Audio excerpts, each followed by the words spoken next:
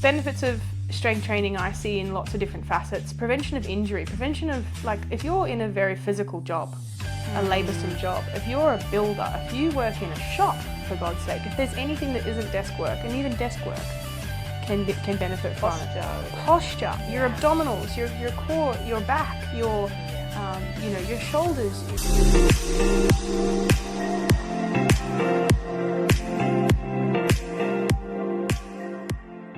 Hello and welcome to another vlog on YouTube and podcast on Spotify by the Fit Minds podcast. Coach Mariah Jean and Coach Chloe Jane here. Hello, hello, hello. Hello, hello. I'm wearing my slippers today. I'm hiding my feet because I ain't gonna sell free feet pics. Oh yeah, I just gave away, didn't I? No, I'm just loving my slippers in winter lately. It's fucking cold at the moment. I feel like in Australia and Queensland, we it's like we're just not so used to the weather changing. It gets below 20 degrees and we're like, ooh. Yeah, we're like, okay, put the jumpers on. In Melbourne, they're like, oh, it's so warm today. Yeah, literally. So I would never move south. So anyway, yeah, got my fluffy slippers on, and Chloe has matched with the baby today. We planned this. You planned it? You messaged each other? Yeah, we sync through brain talking. For brain talking, good Engly. Yeah. That's baby talk. That's what it is. You're trying to switch over from baby talk to human talk and adult talk. I mean, she is a human, but yeah. You conversed mentally. You converse mentally. You like had psychic waves to each other. Yeah. And then that was, no, seriously though, it's really weird how you're matching. It's this really cute little sleep suit from, where the fuck did we get that? Love to Dream. Yeah. Anyway, she's fast asleep, so we need to finish this podcast or even get started. Let's get started. So today we're going to be talking about functional fitness or functional strength training and how it translates to real life benefits. The types of situations where you can see a direct payoff to daily life tasks and the benefits long term for all sorts of things like daily function, bodily function, preventing injury. Because how many times have you taken on a training program or taken on a training session and thought to yourself, am I just doing this for aesthetic-based reasons? Are there other lifestyle benefits? Are there benefits that I can see that aren't just physically visible to the eye? Yep. Muscle mass and getting lean and all that type of stuff. Well, let's talk about which most people would think would be boring, but what are the lifestyle benefits of strength training? What do you think, Chloe? Well, you've got your obvious ones, which is like your cardiovascular health, things like that, like being able to run around with the kids and basic like lifting and even picking up your kids as well. Yeah, exactly right. As they get heavier. Yeah. And groceries?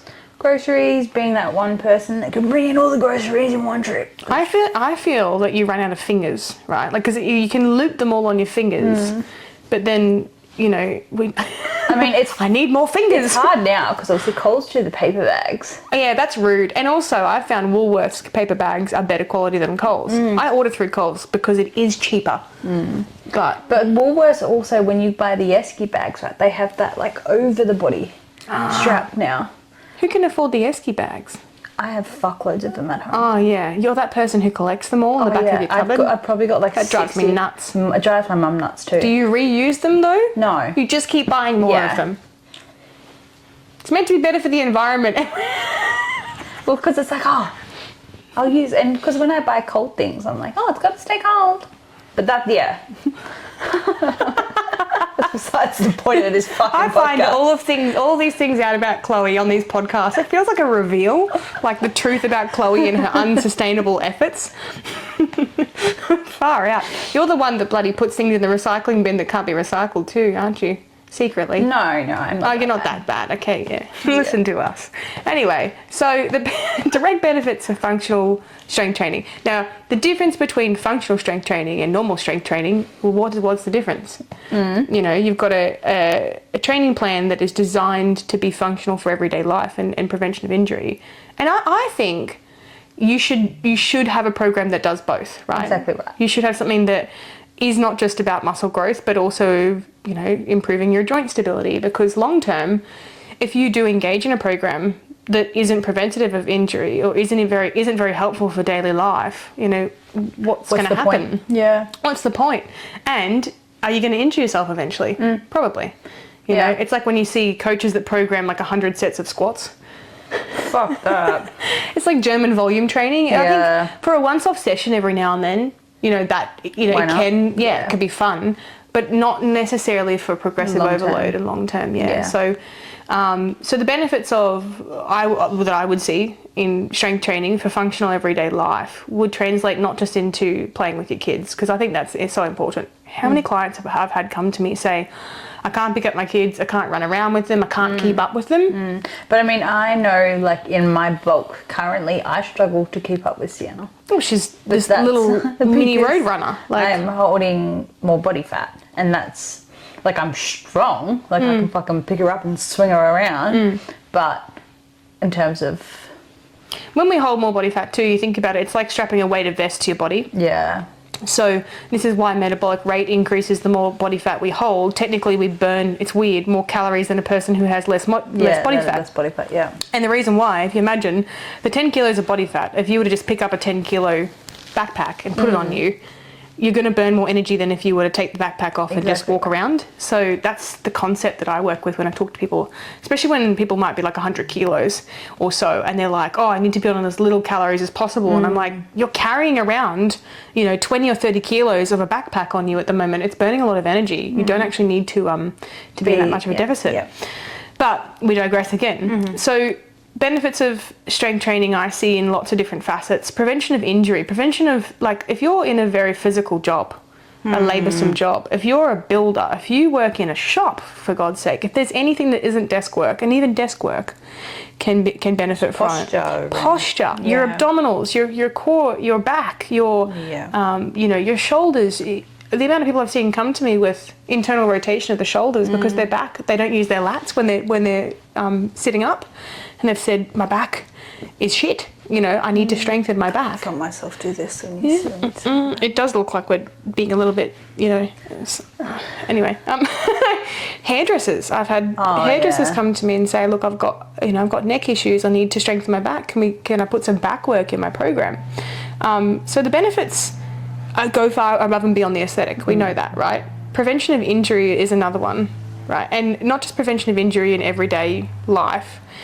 You know, in general, like picking things up, boxes, you know, how many times have you gone... even as simple as, like, bending down to the microwave. Yep. Yeah, literally. Like, I know, and the microwave in my house is so low. I don't know why it's down there. But, like, things like that. Yep. Bending and... How many times have you hurt yourself doing a simple life daily task? Oh, a fair few times. Yeah, I think it's the only time I hurt myself is when it's at home. And I get clients message me and be like, I hurt myself. And I'm like, oh, which exercise was it on? And they're like, oh, you know, it was putting my washing out. I'm like, what? Tripped in the shower. Yeah, like, or stubbed my toe on the friggin' desk. Like, but obviously we can't prevent that. That's just clumsiness. Yeah. Be better. It hurts though so much. I know. Yeah, where?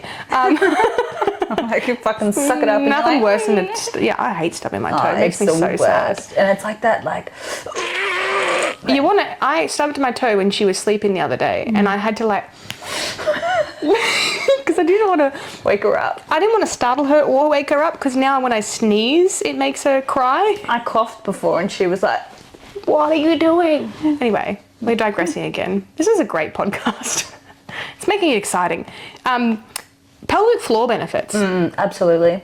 Ladies and men. It's interesting that we assume that only women need the pelvic floor strengthening work, but so do men. It's just they have different bits to us. But it's also important for preventing incontinence later in life. Yeah. For, you know, like for those mummies out there who sneeze when they sneeze and they pee a little bit. Say they pee when they sneeze. Guilty. Yeah. And I actually did it twice when I was pregnant, and I never thought that it would happen. And I texted Alex and he's like, oh my God, it's all downhill from here. Well, I remember when I was in prep and I was really, really lean. I think I've told you this story. You've told me, and I'm really proud of it. But I was literally at the bench just cutting some sweet potato. And it was, I need to pee. Oh, I'm peeing. Oh no. Like just like that. Maybe you were really relaxed. Maybe sweet potato was calming for you. Oh, food. Anyway. Or like when I'm lifting really heavy. I had no empathy when you told me that you peed yourself. Yeah. I'm pretty sure I laughed. No, the reason why is because the amount of times people have told me that they've needed to go to the toilet in prep. And then, because of all the water they drink, and obviously because they're not eating as many carbs, so they're not absorbing as much of the water that they're drinking. This wasn't even when I was in prep. It wasn't? When I was on the machine. I was doing the V squat. Oh, the other time, yeah. And that was like when I properly came. So pelvic floor, over time, if you've had a baby, your pelvic floor will be impacted to a certain extent. However, if you're having... It does help. Yeah, exactly. But if you're having excessive, I'm talking you're getting leaks a lot. And it's embarrassing. It's really, you feel like you've got to wear dark pants all the time or whatever. It's not normal, okay? And not to say that you're abnormal, it's that there are ways that you can strengthen your pelvic floor. And there are targeted exercises. There are lots of breathing exercises, bracing your core and focusing on drawing up and everything like that. And men, you can do this as well. But they're pretty basic, your Kegel exercises, right? What we don't realise is that a lot of the exercises we do in the gym actually help our pelvic floor naturally. Mm-hmm. So, our strength, like putting your pelvic floor under tension, is actually helping with strengthening your pelvic floor and testing your pelvic floor, obviously, in those lifts. Sometimes we go a bit far and his bit slips out. No, have you seen that video of that girl doing a deadlift and she wets herself? Yeah, like full. She just keeps going and everyone's like, raw. Okay.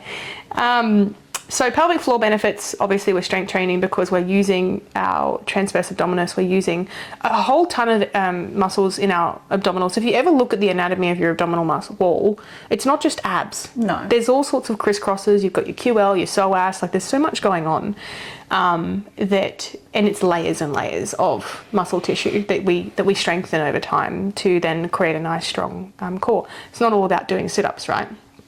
So, and the issue is if you're not getting into the gym, if you're not doing exercise of any kind, and you're not putting, that under tension, you're really not using those muscles, right? In everyday type of instances. In day-to-day life, you don't really. You can, and you have to be very conscious about it, don't you? And so I used to do mine in the shower when I was pregnant, and I would just, hold my tummy in for a bit and everything like that. But the benefits of pelvic floor, they're not usually highlighted very much because people just assume that they've got a weak pelvic floor for whatever reason. Yeah. And they don't realise that strength training can help out with that. Prevention of injury later in life. So how many times have you heard that, an older person has had a fall, and they've broken their hip? Yeah. The list goes on. Especially because in that day and age, weight training and stuff like that wasn't as big as it is now. That's right. Like years ago, would you have thought that your grandparents would be in the gym lifting weights? Yeah. Could you have seen them in there with cables and dumbbells? No. What were they doing? Going for walks, maybe a bike ride every now and then. Yeah. And so we're seeing this entire aging population where later in life we've got something called sarcopenia, which I studied heavily in the postgrad. And it's basically this condition where muscle tissue degrades over time. We have this protein resistance for the elderly, meaning that they eat protein and they don't have I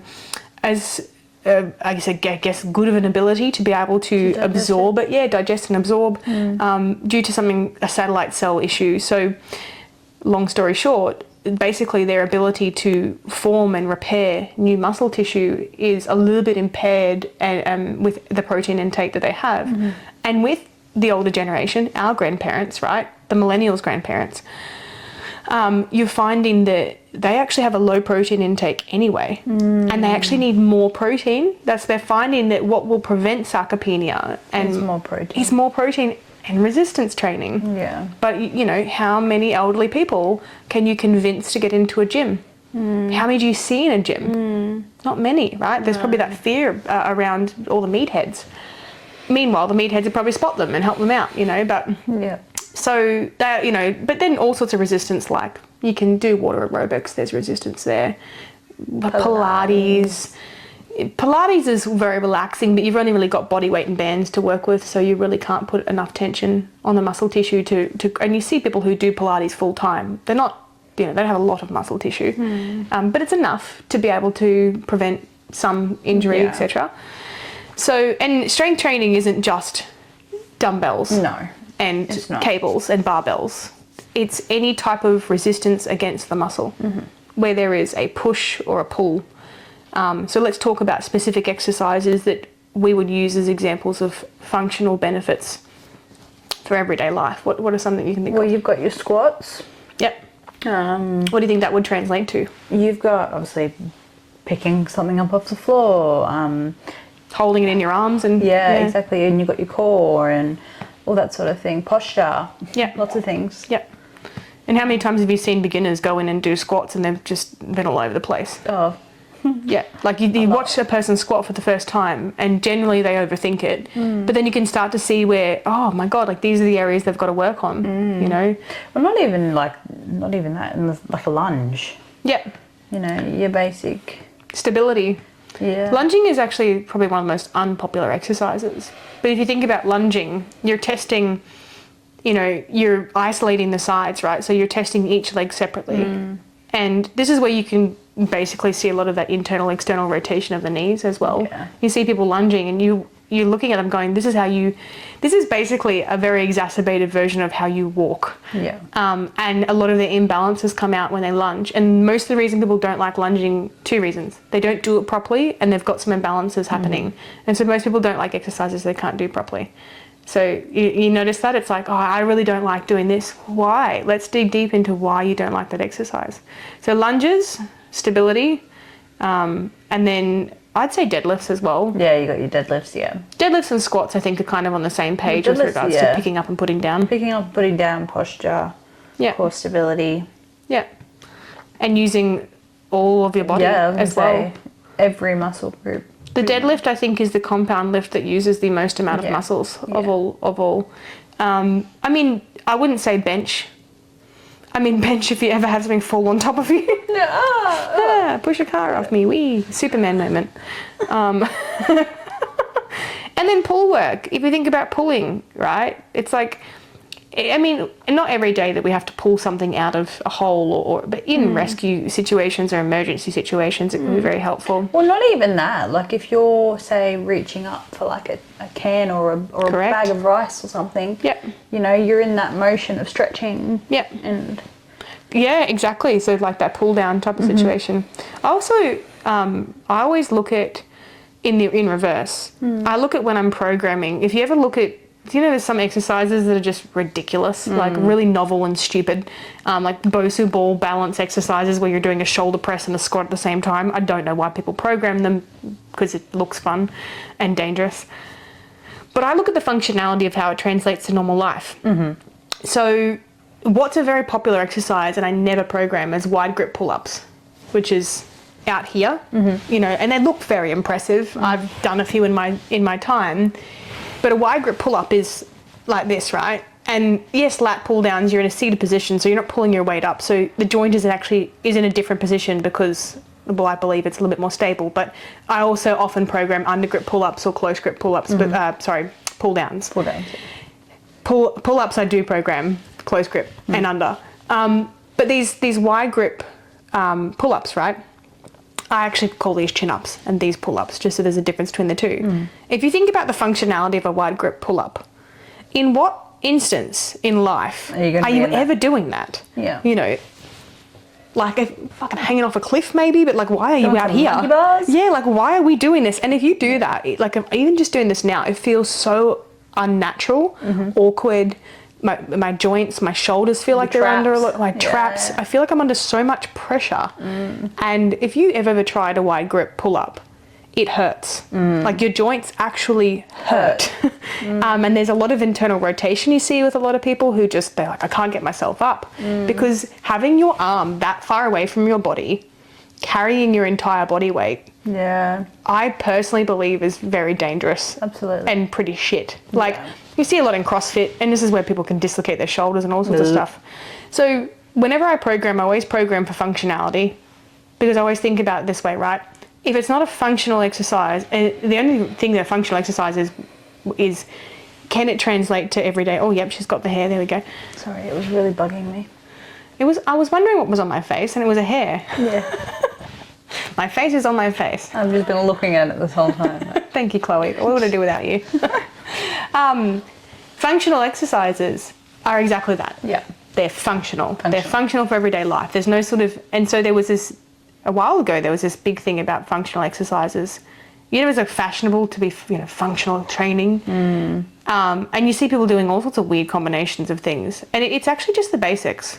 It's just the basics. It's, lunging, squatting, doing deadlifts, pull downs, but mimicking everyday movements that are safe and that where you don't find yourself injuring yourself, exactly right? You go, there's a reason we have to bend our knees when we pick up a box. And then basic training, they teach you that... workplace health and safety. Yeah, squatting from the knee when you're bending down to pick up something. Yeah. I actually have a friend who fucked up her back big time. At work. By bending down and picking up something. But you see it all the time, people who, and what's stupid is it's not any more efficient to bend like a C bend, where you're bending at the spine.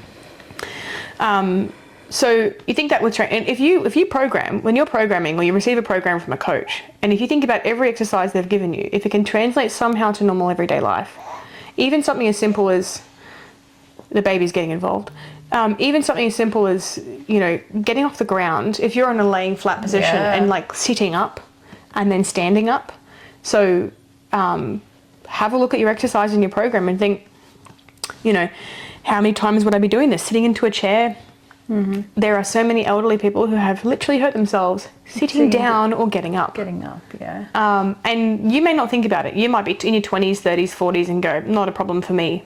Right now, not a problem. I don't care. Oh, you will care when you're 60, 70 or 80 and you realise, holy shit. I can't sit down into a chair without feeling in pain. Yeah, because I avoided training my back. Yeah. Or I avoided training my legs. Yeah. Or I avoided, my core workouts for 10 years because I just decided, I don't need to do them. Or skipping things or whatever it is. Or just not, if you currently don't have a very structured training program at all and you're kind of just winging it when you go into the gym. This is all the stuff that you see. Arnold Schwarzenegger is a great example. Look at him. Look at how fucking amazing that dude is. Yeah. And he people said, why do you still go into the gym and do strength training? He's like, why do I get up in the day? Why do I go to the toilet? Why do I eat? Why do I breathe? Becomes a part of everyday life. Yeah, a ritual. A ritual, an everyday thing. So, any other benefits? We're talking about physiological and very physical translated benefits to life. And I've done podcasts on the training benefits for women, strength training benefits for women. It was really popular. I'm talking, it was the most, I think if you go back and have a look at it, it's my most played podcast ever and most shared. Oh, wow. The strength training benefits for women. I didn't expect that. But what it actually really highlighted to me was women don't believe in strength training enough, right? They're looking for someone to clarify with them. Why am I doing this? Yeah. Is there something else I can do? We need that validation. We need the validation and reassurance to keep going with it. Because I can't tell you how many female clients I've had. Was she? Oh, she's. For anyone watching the vlog, you get the best view of a baby sleeping. It's so sweet. Sorry. No, I can't see her. All I can see is the back of her head. But for women, we question strength training a lot. I've seen it a lot. People going, is there anything else I can do that's fun, like box jumps and burpees? And can I do skipping? Who the fuck would want to do burpees? People ask for them. You are psychotic. I'm like the antichrist of stupid exercises, meaning coaches, you say, look, we'll prescribe you burpees or box jumps for punishment. And honestly, I couldn't think of anything worse to give a client. And I wouldn't do it because I just think it's just pointless, absolutely pointless. All right, so to finish up the podcast, sorry, we just had to settle the baby again. We know that strength training has direct payoffs and benefits to everyday life. Yeah, absolutely. It's not a sense of there's a difference between functional training and strength training. Yeah. It's that your strength training should be functional for everyday life, injury prevention. I won't go too deep into injury prevention, but one thing that you need to make sure you have discussion with, open dialogue with your coach, if you aren't with me or if you've got a different coach, is that you're making sure you're preventing injuries that you might have had reoccurring as well through your training. That's why you got to be open and honest when you're first initially starting with a coach. Yeah, I've always had a back niggle. I've always had a funny knee. Working with your physio as well. So you've got the physio identifying the specific issue. And then physios hate programming. Not going to lie. They don't like programming. They like saying, avoid these exercises and try and do these ones, but they don't like programming. So oftentimes it might mean a visit to the physio, they go do the movement assessment and they go back to your coach and you say, look, this is what they recommended. This is what they recommended. I've got to have some more of my pull exercises. I've got to warm up my rotator cuff. I've got to do this, this, and this, and this. And for whatever reason, it might be because in your work, you've got, issues like internal rotation, which is very common. People working at laptops. You've got an underactive, you're not underactive, but you're not using your core or your stomach as much as what you should. You might have really shortened quads, your rec fem might be really shortened because you've been sitting at a desk all day, your hip flexors are really tight, your glutes, you're not using them. And this is, people go, oh, that's me. Yes, that's everybody. Yeah. Everyone is suffering with this type of situation because we're all at desks, we're all sitting down. If we're standing up, we're still hunching over. We're all on our phones. Yeah, we're all on our phones. Yeah, we're all like this all the time, right? So this is where we're having all these, it's called upper cross syndrome. But anyway, working with your physio and your coach, be very transparent with your coach. Don't think that you just have to do what's set out for you in your program. It's always something that you can adjust and change. And if you're not with me, or if you are with me, and you question an exercise and you're like, what am I doing this for? Let's reach out. Yeah, reach out and talk about it, because what's the worst case? You change your program and you end up doing something that it's not always about enjoyment, but something that is better for you for your functionality. Yeah. Will be better for your posture, better for preventing injury. And then obviously pelvic floor as well is the last one that comes into it. And strengthening pelvic floor, as I said, compound exercises, yes. But even simple stuff like, I think you've seen me program it quite a bit. I love hollow holds. I know you hate them. I know that you know what, Sonny? Actually, we end up changing yours. But for other people who find hollow holds are beneficial, if you do them really well, but in a way that it's not like an actual ab exercise. It's a transverse abdominis and pelvic floor more so. But it's designed to turn your core on and have your core active in a way where it isn't contracting and crunched. And it's incredibly good for preventing back injury because you're teaching your stomach to do the work. Yeah. And to hold your limbs up off the ground. Back taking rather than your back. And the amount of people you get on the ground and they start doing pelvic floor work or core work and they can't lift their legs up straight without bending their back. And this is why we have programmed pelvic floor and core work. Because preventing back injuries and strengthening your pelvic floor, it may not be something that's important to you now, but it will be when you're injured, or it will be when you pee your pants at the gym, or it will be when you later on in life are having more regular occurrences of this. And the body is not indestructible. It does need maintenance. It does need to be taken care of over time. It's wear and tear. Oh, it's wear and tear. And I've always said this, and I'll finish the podcast with this, but I've always said injury and wear and tear to joints over time, people talk about it as age. I'm old. I'm getting old. I'm older. It's because of my age. I am this way because it's just getting older. And I hear this a lot from even my own parents and the older generation. I'm just getting weaker because I'm older.